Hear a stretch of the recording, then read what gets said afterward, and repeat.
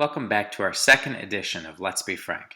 Today we'll be taking a look at my favorite tournament stack for today's NHL slate. With 4 games today, there are lots of stud options on the board. Stacks like Boston, Carolina, and Colorado will be popular stacks, and rightfully so.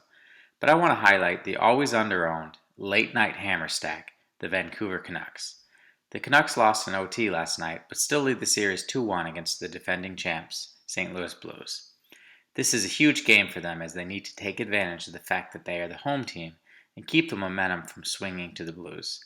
For those new to hockey, the fact that this game isn't in Vancouver doesn't change the advantage of Vancouver being the home team here. The main advantage for the home team in hockey is the last change. This simply means that the home team gets to make changes after the away team on stoppages.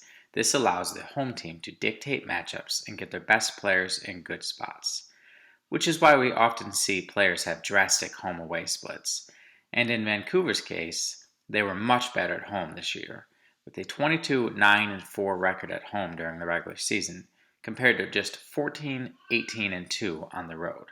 The Canucks find themselves ahead in this series, mainly because their power play has been flat dominant, scoring on an insane 6 of 10 power play opportunities. That is why the power play is where I am looking to attack. We start things off with Elias Pettersson, who has a goal in every game this series, including 2 on the power play, and a few assists as well. His 1.03 points per game at home during the regular season is tied for the second best split at the position on today's slate, while his 1.29 points per playoff game is also second best at the position. While Pettersson doesn't have the shot volume of some of the other studs, he is very efficient when he does shoot, leading to .57 goals per playoff game thus far, third highest at the position. You compare Elias with either forward in Brock Boeser or JT Miller.